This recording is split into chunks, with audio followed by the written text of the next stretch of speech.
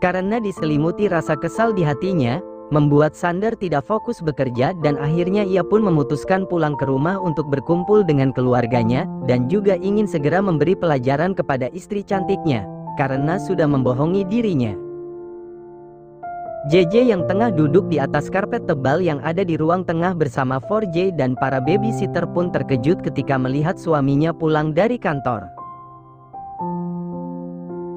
"Dad," panggil JJ. Sander menoleh dan menghampiri istrinya tersebut yang tengah memangku si manja Ansel.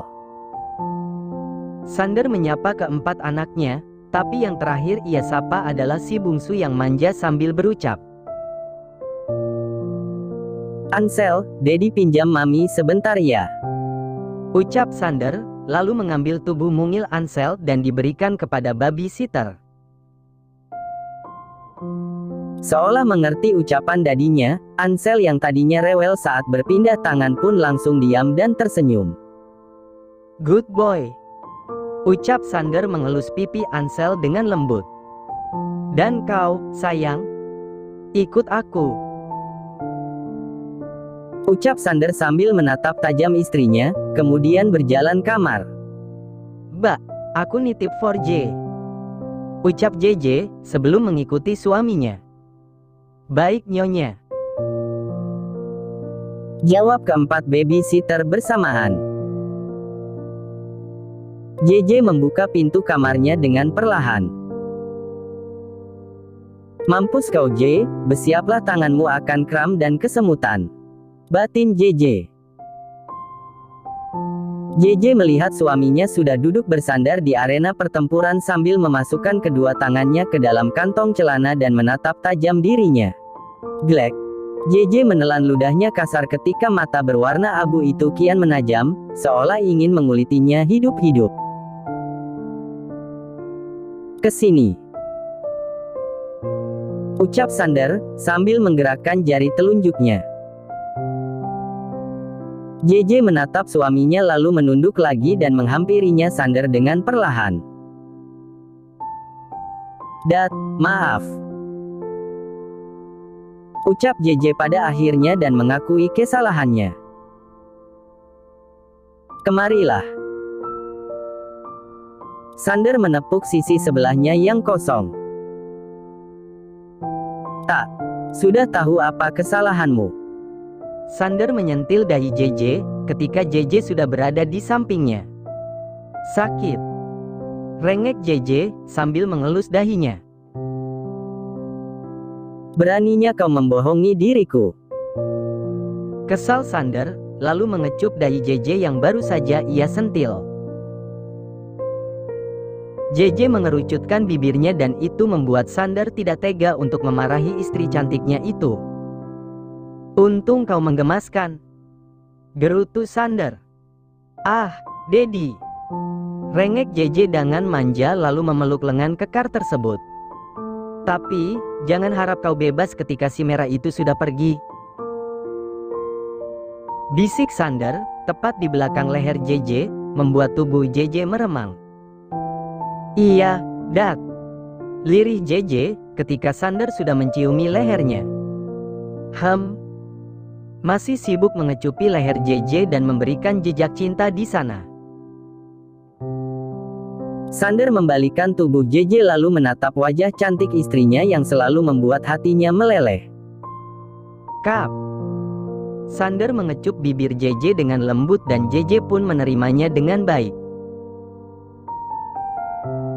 Dan terjadilah aksi saling mematuk dan menyosor antara kedua bibir tersebut hingga menimbulkan suara kecipak-kecipak. JJ menurunkan resleting celana Sander dengan perlahan.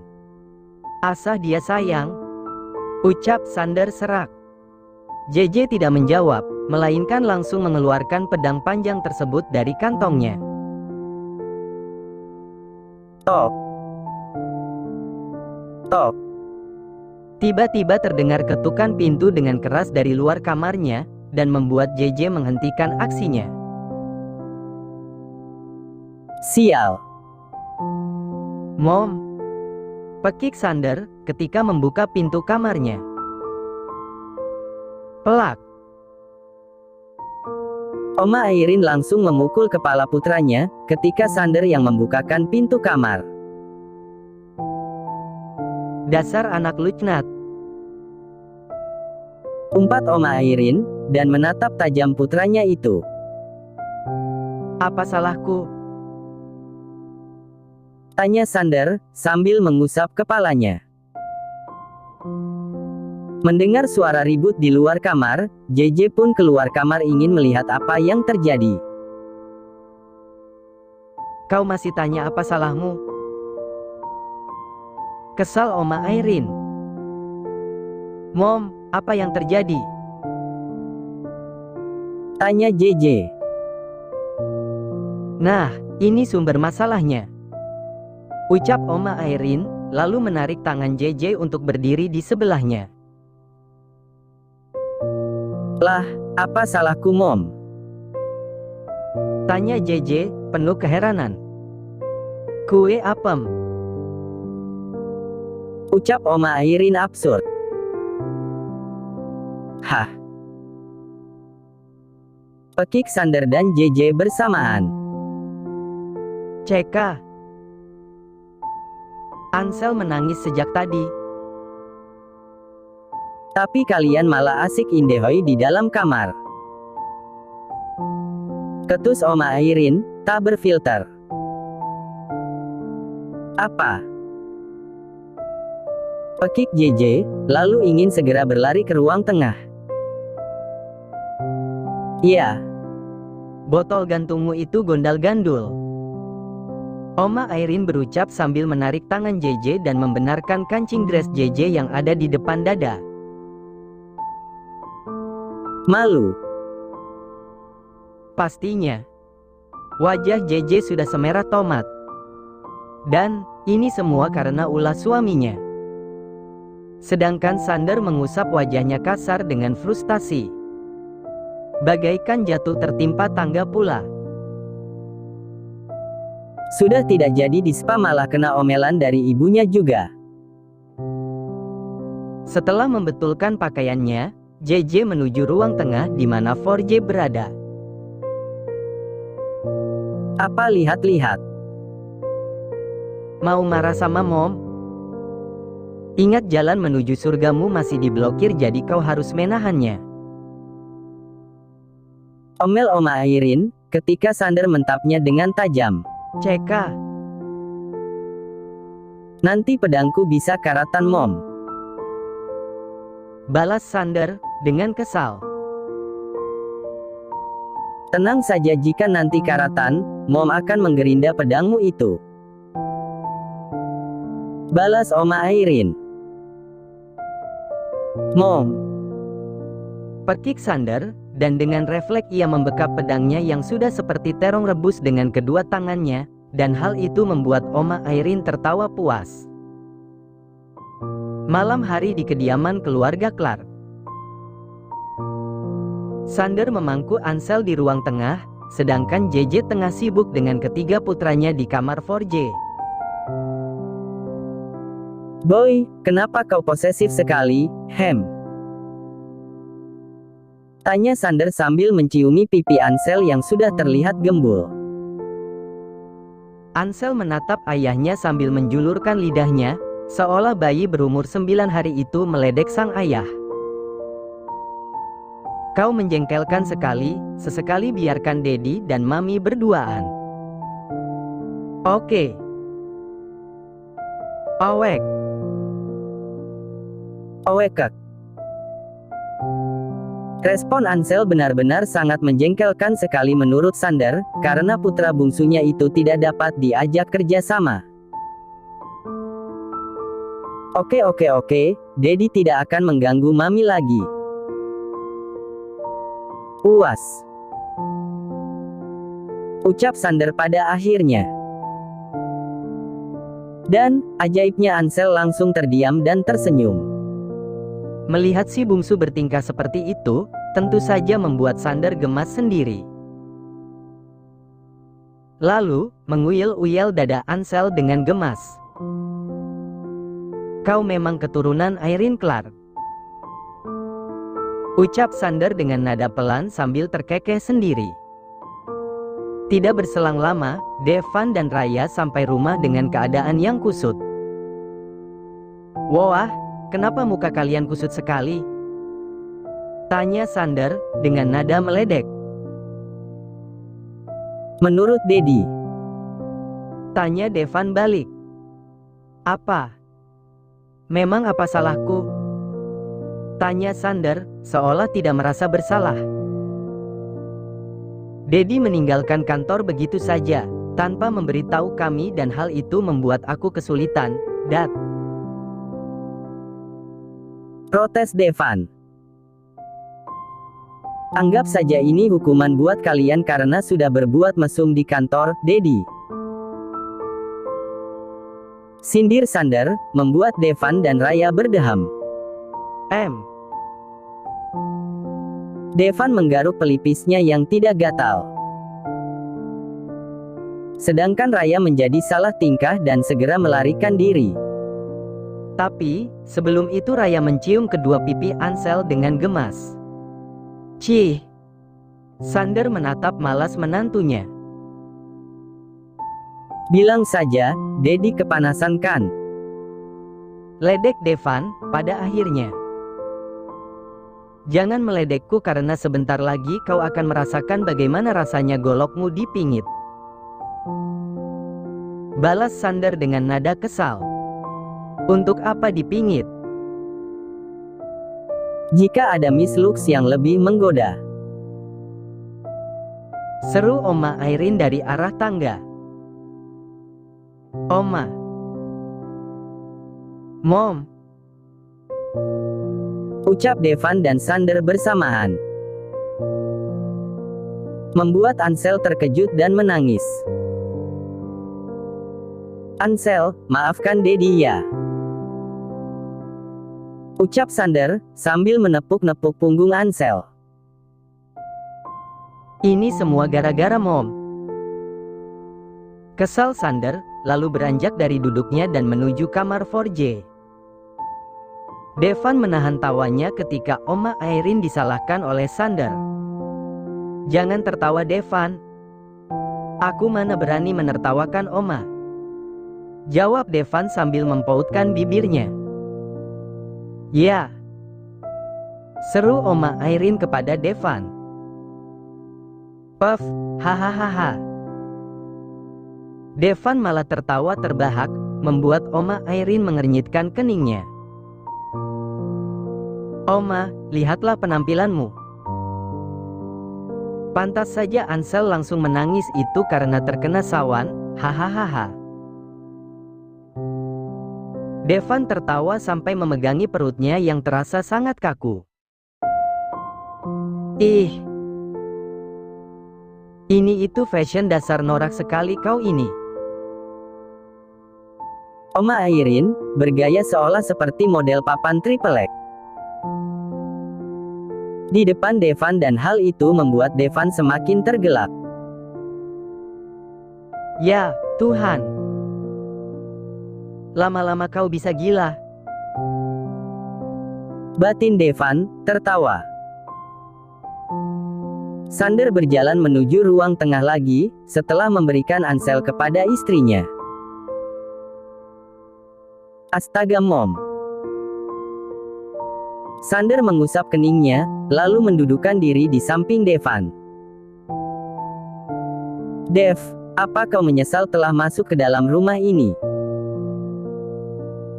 tanya Sander. "Tidak, Dad. Hanya saja. VTTT hahaha." Devan tidak dapat melanjutkan ucapannya karena ia masih tak dapat menahan tawanya. "Aku tahu, kau harus memperkuat mentalmu agar tidak ikut gesrek seperti ibuku," ceplos Sander. Mom mendengarnya Sander. Seru Oma Airin. "Benarkah? Baguslah kalau begitu. Jawab Sander, lalu menatap penampilan ibunya dari atas hingga ke bawah. Setelah itu Sander pun ikut tertawa terbahak. Hahaha. Tawa Sander. Ada yang salah? Tanya Oma Airin, sambil mengangkat sebelah tangannya. Bagaimana mereka tidak tertawa terpingkal? Jika mereka melihat ibunya memakai dress berwarna navy dengan banyak motif tapi motif tikus yang lebih mendominasi, dan jangan lupakan juga kupluk berwarna hitam yang melekat di kepala Oma Airin. Bukan tikus tapi Mickey Mouse. Tidak ada yang salah, hanya saja Mom terlihat seperti bayi tua. Hahaha. Sander tertawa kembali dan diikuti oleh Devan. Dasar kurang garam. Umpat Oma Airin. Oma akan menyuruh Raya tidur bersamaku malam ini dan kau Sander. Oma Airin menunjuk putranya lalu berkata, Mom, tidak akan memberikan edukasi lagi kepada istrimu. Kesal Oma Airin kepada anak dan menantunya. Sontak saja ucapan Oma Airin membuat kedua pria tersebut langsung menghentikan tawanya. Oma yang baik dan tidak sombong. Rayu Devan. Cih. Oma Airin berdecih, sambil memalingkan wajahnya. Mom, kau kan sangat bijak dan pandai dalam segala hal. Giliran Sander yang merayu ibunya. Ternyata kelemah kalian ini terletak kepada istri kalian ya. Cibir Oma Airin. Iya, kami memang suami takut istri, apalagi jika tidak dipeluk istri saat malam hari. Rasanya tuh dunia ini mau runtuh, ucap Devan mendramatisir. Heh, kau ini berlebihan sekali. Bisik Sander, sambil menyenggol kaki menantunya. Diamlah Dat, biar aman kita. Hehehe. Balas Devan, sambil berbisik juga. Sander hanya menganggukkan kepalanya sebagai tanda setuju. Baik-baik. Karena hari ini aku sedang baik hati dan tidak sombong. Aku meminta satu permintaan dari kalian. Ucap Oma Airin, sambil menatap kedua pria tersebut. Devan dan Sander saling pandang. Perasaanku jadi tidak enak. Batin Devan. Jangan meminta hal yang aneh. Mom. Batin Sander. Bagaimana? Tanya Oma Airin. Apa permintaan Mom? Tanya Sander dengan hati-hati. Buatkan tas super mewah dari kulit katak. Ucap Oma Airin, tersenyum penuh kemenangan. Hahaha. Oma Airin tertawa terbahak ketika kedua pria yang ada di depannya itu terkaget-kaget. Mau tidak? Tanya Oma Airin. Sander dan Devan saling memandang kemudian mengangguk pasrah, daripada para istrinya harus disita oleh Oma Airin. Iya, aku akan memesankannya. Ucap Sander. Nah, bagus kalau begitu. Ucap Oma Airin, lalu melenggang pergi begitu saja tanpa memperdulikan nasib kedua pria tersebut. Hah. Oma benar-benar ajaib.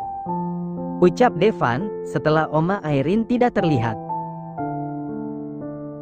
Itulah, jika tidak ajaib bukan Irene Clark namanya. Sahut Sander, dan diangguki Devan.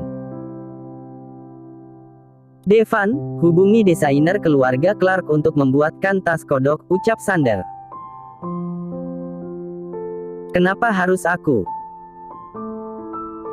Devan menunjuk dirinya sendiri. Karena kau yang paling muda. Hahaha. Sander tertawa terbahak ketika melihat wajah Devan yang masam. Ceka. Ya baiklah. Balas Devan dengan malas. Kemudian kedua pria tersebut membubarkan diri dan menuju kamarnya masing-masing untuk mengistirahatkan diri. Pagi harinya di kediaman keluarga Clark. Kabar kehamilan Raya sudah terdengar hingga ke telinga Tuan dan Nyonya Fadaei. Seperti pagi ini, Tuan dan Nyonya Fadaei sudah berada di rumah besar tersebut sambil membawa berbagai macam makanan untuk menantunya. Nyonya, Anda tidak perlu serepot ini. Ucap JJ, menyambut besannya. Tidak apa-apa Nyonya Clark, ini semua untuk menantu kami. Jawab Nyonya Fadaei tersenyum lembut. Kemudian JJ memerintahkan beberapa pelayan untuk membantu Tuan dan Nyonya Fadaei membawa berbagai macam makanan yang dibawa besannya. Anda pasti sangat sibuk, karena harus mengurus 4 bayi dan juga suami. Ucap Nyonya Fadaei, yang sudah duduk di ruang tengah bersama suaminya dan juga JJ. Ya begitulah. Tapi, saya sangat menikmati peranku saat ini. Jawab JJ sambil tersenyum. Kalau boleh saya tahu, apakah Anda tidak kuliah? Tanya Nyonya Fadaei, penasaran. Saya sedang cuti, Nyonya. Jawab JJ. Wah, sayang sekali. Padahal pendidikan itu sangatlah penting. Ucap Nyonya Fadaei lagi dan itu membuat JJ tersenyum kecut. Memang, tapi bagiku keluarga adalah nomor 1. Apalagi anak-anakku masih kecil yang masih membutuhkan kasih sayang orang tua, ungkap JJ, masih memperlihatkan senyum manisnya. Masih ada babysitter kan yang mengurus, jadi kalau menurut saya tidak apa-apa jika ditinggalkan. Ucap Nyonya Fadaei lagi. Mom. Tegur Tuan Fadaei, tapi tidak didengar oleh istrinya. Jangan mengompori memantuku. Dasar kompor meleduk. Seru Oma Irene, yang sejak tadi menguping pembicaraan mereka. Oma, bukan maksudku mengompori Nyonya Clark. Saya hanya berpendapat saja. Ucap Nyonya Fadaei. Tapi, sayangnya pendapatmu tidak diterima di sini. Jawab Oma Irene dengan kesal. Benar yang dikatakan omaku. Sahut Devan, yang baru menuruni tangga bersama Raya. Devan menatap tajam kedua orang tuanya. Devan. Raya. Panggil Nyonya Fadaei. Kemudian Raya berjalan menuju kedua mertuanya dan menyalami mereka dengan sopan. Tak lupa kedua mertuanya tersebut mengucapkan selamat kepada Raya atas kehamilannya. Sudah Mom, jangan membuat suasana hati Devan memburuk lagi. Ucap Raya, kepada ibu mertuanya dengan sopan. Yang dikatakan menantumu benar. Tuan Fadaei membenarkan perkataan Raya. Dan Nyonya Fadaei pun akhirnya menurut, karena ia pun tidak ingin Devan semakin membencinya. Ayo kita ke ruang makan, karena waktunya sarapan. Ajak JJ, mencairkan suasana yang terasa memanas. Jika dia bukan besan, sudah pasti aku akan meremat mulut kaleng rombengnya itu. Dumel Oma Irene dan masih didengar Devan dan JJ. Sedangkan Raya dan kedua mertuanya sudah menuju ruang makan. Devan hanya menghembuskan nafasnya kasar dan ia sangat malu dengan tingkah ibunya. Sayang, kita harus berangkat sekarang. Ucap Devan ketika sampai di ruang makan dan menarik tangan Raya. Tapi sayang, Mom membawa banyak makanan untuk kita. Ucap Raya. Devan, benar kata Raya. Kalian makanlah sarapan yang dibawakan Nyonya Fadaei. Sela JJ, yang sudah duduk di kursi makan. Tuan dan Nyonya Fadaei menatap Devan dengan tatapan sedih. Mereka tahu jika Devan enggan satu meja makan dan ingin menghindari mereka. Tidak apa-apa Nyonya. Lebih baik kita pulang. Ucap Nyonya Fadaei pada akhirnya dan beranjak dari duduknya. Mom. Jangan pulang, kita sarapan bersama. Sepertinya masakan Mom sangat lezat. Ucap Raya, mencegah ibu dan ayah mertuanya dan menatap penuh minat makanan yang terjejer di atas meja makan. Iya kan, sayang. Ucap Raya pelan tapi penuh penekanan kepada suaminya. Tit. Jika kau tidak mau, maka jangan harap nanti malam mendapatkan jatah. Bisik Raya sambil menutupi hidungnya. Karena ia masih merasa sedikit mual jika berdekatan dengan Devan. Tapi, tidak semual kemarin karena saat ini dan seterusnya Devan akan mengunyah permen rasa stroberi ketika bersama Raya. Demi istrinya ia melakukan apapun. Padahal Devan bukan tipe pria yang suka makanan yang manis-manis. Baiklah. Devan akhirnya mengalah. Dia tahu kelemahanku. Batin Devan. Kau memang suami yang pengertian. Ucap Raya sambil mencubit pipi Devan dengan gemas. Setelah itu mereka mendudukkan diri di kursi masing-masing. Dasar embek licik. Devan mengumpati istrinya dalam hati. Wah, Mom pandai memasak makanan Indonesia. Puji Raya sambil bertepuk tangan.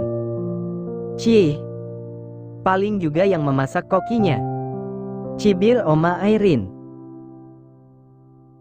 Hehehe. Iya Oma benar. Ucap Tuan Fadaei. Istri saya memang tidak bisa memasak, aku Tuan Fadaei. Dat. Kesal Nyonya Fadaei pada suaminya. Apa? Memang benarkan jika Mom tidak bisa memasak? Ucap Tuan Fadaei, membuat istrinya semakin mengerucutkan bibirnya kesal. Oma Airin dan JJ menyembunyikan tawanya, sedangkan Raya menggaruk pelipisnya yang tidak gatal. Dan jangan tanya bagaimana ekspresi Devan terlihat datar dan dingin. Sander kemana? Tanya Oma Airin. Dedi sedang bersama Ansel. Jawab JJ. Tumben J4 mau menempel sama dedinya. Heran Raya dan juga Oma Airin. Karena biasanya yang menempel dengan Sander adalah J1, J2, dan J3, sedangkan Ansel lebih suka menempel dengan sang mami. Kau cepatlah makan sarapanmu, setelah itu bawakan sarapan untuk suamimu. Titah Oma Airin. Iya, Mom. Jawab JJ dengan patuh. Setelah itu mereka semua memulai makanan sarapannya dengan tenang. Dan JJ pamit terlebih dulu karena ia harus membawakan sarapan untuk Sander. Mom, terima kasih makanannya. Ucap Raya kepada ibu mertua. Sama-sama, Raya. Ucap Nyonya Fadaei. Harusnya kau berterima kasih kepada kokinya. Ucap Oma Airin. Oma. Tegur Raya. Apa? Oma hanya berbicara sesuai realita. Ketus Oma Airin. Sudah siang dan berangkatlah kalian. Ucap Oma Airin kepada Raya dan Devan. Baik, Oma. Ucap Devan, lalu segera menarik tangan Raya menuju halaman depan di mana mobilnya terparkir. Dan di ruang makan tersisalah Oma Airin dan kedua besannya itu. Oma Airin meneguk jus jeruknya hingga tandas. Tak. Om Airin meletakkan gelas yang sudah kosong itu dengan kasar di atas meja. Aku harap jika kau berbicara dipikir dulu pakai otak. Oma Airin menatap tajam Nyonya Fadaei. Oma, maaf sebelumnya. Tapi apa yang saya ucapkan benar bukan? Jika pendidikan itu sangat penting, apalagi Nyonya JJ adalah menantu Anda dan keluarga Anda terpandang di negara ini. Apa kata orang Jik? Ucapan Nyonya Fadaei terhenti ketika melihat Sander menghampiri meja makan dengan aura sangat mencekam. Berak. Apa urusanmu mencampuri urusan keluarga kami? Kau memang besan dan juga orang tua Devan, tapi jika kau seperti ini jangan salahkan aku jika aku tidak sopan kepadamu. Ucap Sander dengan penuh amarah dan menggebrak meja makan. Semua orang di sana sangat terkejut termasuk para pelayan yang tengah membereskan meja makan sampai bergetar ketakutan. Selama ini Sander sudah menahan diri dan selalu bersikap sopan kepada besannya tersebut. Ataukah otakmu itu harus dikeluarkan dulu dari tempatnya? Agar kau sadar dengan semua kesalahanmu. Tatapan Sander kian menajam. Glek.